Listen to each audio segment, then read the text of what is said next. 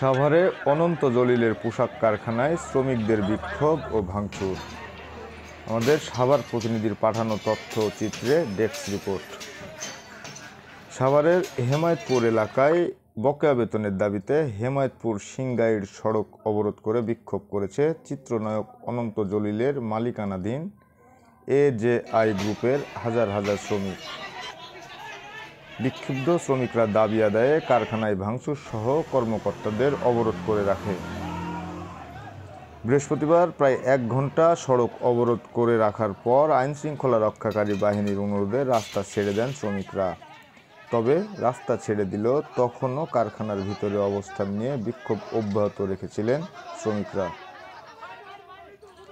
বিক্ষুব্ধ শ্রমিকরা জানায়, নির্ধারিত সময়ের 1 মাসের বকেয়া বেতন পরিশোধ না করায় তারা এই আন্দোলনে নেমেছেন।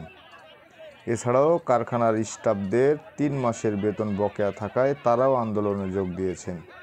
বকেয়া বেতন পরিশোধ না করা পর্যন্ত শ্রমিকদের এই আন্দোলন চালিয়ে যাবেন বলে ঘোষণা দেন তারা। আমি এই ফলোগামী শ্রমিক। জি জি জি পোস্টে আছেন আপনি? আমি লিটিং পোস্টে আছি, সমস্যা নাই। আমি লিটিং পোস্টে আছি। আপনার কত আছে? তবে আজ শুক্রবার কোনো ধরনের অপ্রীতিকর ঘটনা ঘটেনি। Fox news BD.